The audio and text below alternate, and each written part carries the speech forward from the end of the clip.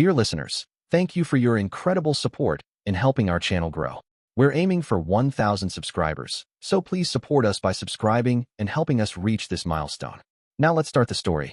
Melissa Harper, private investigator. Being an ex-cop, I know how things are supposed to be done, but more often than not, my job requires me to work the fine line between legality and getting results. My office is above McKinley's Tavern in the old Sanborn building, a relic from the 1930s. It's a convenient arrangement. McKinley is my landlord, and his corned beef on rye with mustard is the best in town. That afternoon, I was at the bar having a sandwich and a beer, chatting with McKinley, a couple of uniformed officers on their lunch break, Jillian the waitress, and Harold, who runs the gun shop across the street. Then the radio on one of the cops crackled, a 10 to 31. They rolled their eyes. Domestic disturbances. No cop likes answering those calls. Half the time, everyone involved turns on you, and more than a few officers have lost their lives trying to break them up. This one was about 10 blocks away. They took off, sirens blaring, and I wished them luck. Been there, done that. That's when I noticed a young woman stepping out from the back, tying on a waitress apron. She looked to be in her late 20s, with brown hair in a neat bun. She wore jeans and one of McKinley's green t-shirts. McKinley waved her over and introduced us. Her name was Stephania. She and her husband had recently moved from Indiana after he landed a job at a local factory. With previous waitressing experience, she had come in looking for work, and McKinley, seeing the growing crowds on game nights, decided Jillian could use the extra help. She seemed cheerful, but there was something in her eyes, a shadow of something unspoken. Before I could think much about it, a wave of home team fans came in, and Stephania and Jillian hurried off to tend to them. I headed back upstairs to my office. 1 month later, I was at my desk paying bills online when I heard a light knock on the door. Instinct kicked in. I slid my desk drawer open, keeping my 9mm Glock within reach. "Come in," I said. The door opened. It was Stephania. Her eyes were red and puffy. She had been crying. "Miss Harper, I need your help," she said, her voice unsteady. "I think my husband's cheating on me." I motioned for her to sit. "What makes you think that?" "He comes home late and always has an excuse. Says he's working overtime, but his paycheck never changes. Other times, he says he's out with friends and doesn't come back until the middle of the night." She hesitated before adding, "I found a pair of women's panties in his sock drawer. They weren't mine." I exhaled. "Sounds like he might be stepping out on you. What do you want me to do? Follow him when he goes out? See where he goes, who he meets? I love Jamie, Miss Harper. I don't want to lose him. I don't have a lot of money, but I'll pay you what I can. I just need to know." I felt sorry for her, said we'd work something out on my fee, and asked if she had a picture. She did, several in fact. He wasn't a bad-looking guy, average height, average build, just average, a face in the crowd you might say. They lived in an apartment a few blocks away. He worked as a machinist in a tool and die plant across town and drove a white Honda Civic, nondescript, like him. She told me what his work hours were, and I said I'd take it from there. It all sounded routine, like so many other cases of this kind I've worked. I told her I'd start that night. Sure enough, Jamie was bar hopping, chatting up women, buying them drinks, but then he'd go home. He did this 2 or 3 nights a week, but never hooked up with anyone. I guess he liked having a bit of fun, and that was it. I figured Stephania was worrying over nothing, but I told her I'd keep at it, so I did. The next time I went downstairs to McKinley's, the 2 uniforms from last time were having lunch. I asked them how that domestic went last week. That turned out to be an assault, the one called Daniel said. The neighbors heard screaming, thought it was a fight, and called it in. When we got there, the woman who lived in the apartment was a mess. Clothes torn off, cuts and bruises. She could hardly talk, but told us what happened. A nasty business. Any leads? I don't know. The detectives took over, and we went back on patrol. Whoever did it was a vicious scumsucker, I'll say that. I kept on Jamie's trail for a few more days, and nothing happened. Then one evening, I was watching him schmoozing the girls in a bar when a drunk started hitting on me. I sent him packing, turned back, and Jamie was gone. Damn, his car was still in the lot. Where was he? I waited an hour, then 2, and he never returned to his car. I gave up and drove off cursing for being so careless. He was at work the next morning as always, so I figured maybe he'd slipped out for a quickie on Lover's Lane in some chick's car. I'd be more careful in the future. I don't usually read the papers. It's a lot of stuff that doesn't concern me, but someone had left the morning edition in the diner where I usually have breakfast, and the headline caught my eye: Raging Assaulter Strikes Again. It went on to describe the vicious assault of a middle-aged housewife who was in Mercy Hospital's ICU, but was expected to recover. I called downtown to one of my old friends in the department, and he said the case was still under investigation, but there were no clues so far. I'd like to get my hands on that son of a bitch. A couple of other cases kept me busy for a while. So I checked with Steffi to see if Jamie was being a good boy, and surprisingly he was. No more staying out at night, and he was being affectionate again. She offered to pay my fee, but I said forget it. I was glad to help. 3 weeks later, the assaulter went after a teenage girl walking home from a party. This time he tried it with the wrong woman. She had learned self-defense techniques at school and used them effectively. The guy ran away, or as well as he could run after being kneed in the family jewels. Plus, she'd scratched his face. The cops were trying to run a DNA test on his skin under her fingernails, but so far the tests were inconclusive. The papers were having a field day running screaming headlines about the raging assaulter and scaring the crap out of every woman in town. The TV news was interviewing people on the streets and running scare stories too.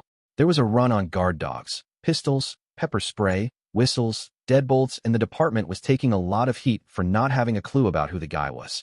I was having dinner at McKinley's when Steffi comes in with her hubby to introduce him to everyone. He was a nice enough guy, friendly, buying rounds and joking with the other patrons. I knew he wouldn't recognize me, so I went over to say hello. When he shook my hand, I noticed he had an unusual ring on his index finger in the shape of a skull with ruby eyes. I commented on it, and he said he'd bought it in a pawn shop where they used to live. I noticed something else a bit unusual. He was wearing foundation makeup. He didn't strike me as the metrosexual type, but who knows with people nowadays.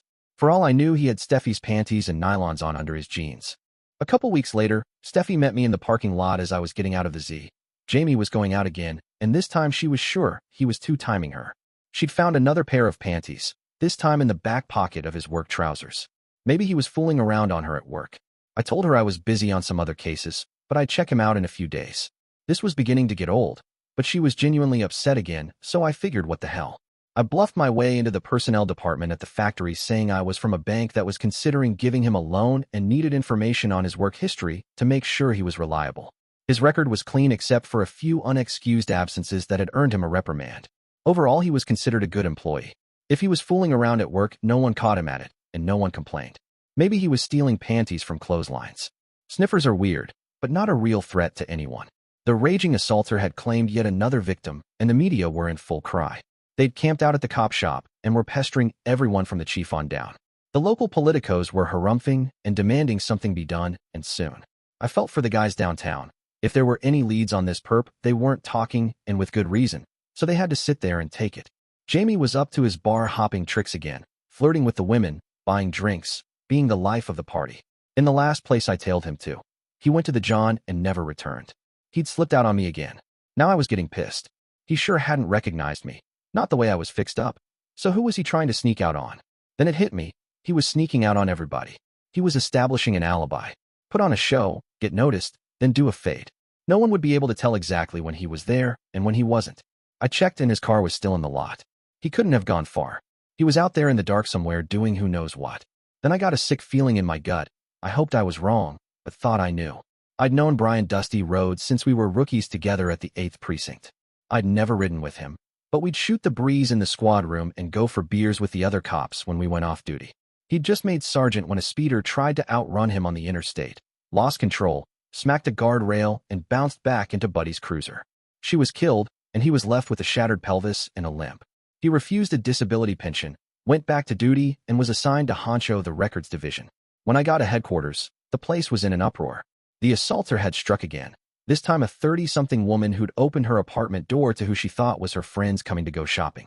He'd messed her up pretty bad to the point where she'd need plastic surgery on her face. Dusty was cataloging the latest crime scene photos when I stopped in. I asked if I could see them for a while, and he led me to a back room where no one could see me since technically I had no right to do so. I didn't see anything at first, and then I noticed an odd mark among the bruises on the victim's face. I fished around in the desk drawer, found a magnifier, and looked closer. Shit, there was the imprint of a skull. I found a copy machine, blew up the image, burned a couple, and folded them up in my pocket. I returned the folder to Dusty, told him to stop by McKinley's when he went off duty, and I'd buy him a beer and left. Yeah, I know I should have told the front office what I thought I knew, but this was my case, sort of. Besides, I kept remembering what that poor girl's face looked like, and I wanted a piece of that scumsucker myself. I swung by McKinley's to see Steffi, but she'd gone home sick. When she answered the door of their apartment, she was pale and trembling. I brushed past her, then asked, "Where's Jamie?" She shook her head. "He's not here." She was lying. I pulled the copies out of my pocket, unfolded them, and stuck them under her nose. "Don't give me that crap. Look at what he did to this poor girl. Why are you covering for him?" She started to cry. I love him, Melissa. He's always been good to me. He wouldn't do anything like that. I know him. Why did you guys move here anyway? Jamie was getting hassled at work. His boss hated him. He took another job to get away. He was being hassled all right, but not by his boss. Things were getting too hot where they'd come from, so he decided to find a new hunting ground. I took Melissa by the arm. You're coming with me. It's too dangerous for you here. She's not going anywhere, and neither are you. It was Jamie, and he was behind me. I turned slowly, and he stood there, his face a twisted mask of fear and hate, a hunting knife in his hand. He was too close for me to get my Glock out of my waistband, so I decided to buy some time. What's with the knife, Jamie? You know too much. I can't just leave you here, though. Steffi, pack a bag and get down to the car. Don't hurt her, Jamie. You won't tell anyone, will you, Melissa? I can't do that, Steffi. He's hurt too many women. He needs to be in jail where he can't hurt anymore. You understand that, don't you? She began to cry again, but she didn't move. I said pack a bag and get in the car, damn it. Did you hurt all those women, Jamie? Those bitches deserved it, always coming on to me, trying to get control of me, destroy me. I won't allow it, I won't. They needed to be punished. They all need to be punished. His eyes were wild and his hand was shaking. I saw my chance and went under my blouse for my gun. Steffi grabbed my arm screaming, don't hurt him. Please, don't hurt him. He lunged at me with the knife, his teeth bared like the animal he was. I tried to twist out of Steffi's grip and avoid the knife, but he slashed her between the ribs. She screamed and collapsed. He stood there for a second, a look of horror on his face, and then dropped the knife. I got my pistol out and covered him. He seemed not to notice. Steffi was writhing on the floor, bleeding and sobbing pitifully. He stared at her for a long moment, then started walking away from me towards the dining room. I hollered at him to halt and freeze, but he didn't. He kept walking through the dining room towards the open doors to the balcony. I suddenly realized where he was going and ran to stop him. He vaulted over the railing like a kid hopping a fence, went down 10 stories, bounced off the roof of a delivery van, and landed on the sidewalk. I called 911 for an EMS unit and some uniforms, and then tried to stop Steffi's bleeding with some towels from the bathroom. She was still sobbing, saying she loved him over and over. It was pathetic. Chief Bainbridge gnawed my but a little for interfering in an official investigation, but didn't pull my license and winked at me before I left his office. He's good people. Jamie was also linked to 7 assaults in the town where they'd lived previously. Crime scene photos showed the impression of a skull on the faces of his victims, and that cinched it. When she was released from the hospital, Steffi packed up and left for parts unknown. I wished her well. McKinley hired a new server, and I was relieved to get back to my less exciting cases. Until next time, of course. Dear listeners, please share your thoughts in the comments section below, and don't forget to like, share, and subscribe.